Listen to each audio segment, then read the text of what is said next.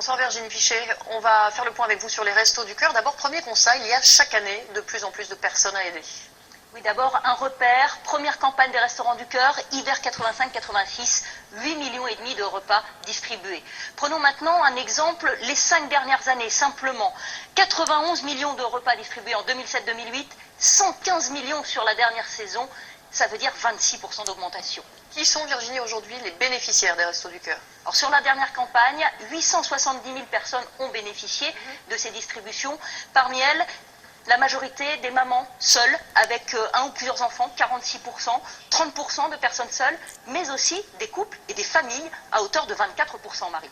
Dernière chose, malgré la crise, il semblerait que l'association ne subisse pas de crise de dons.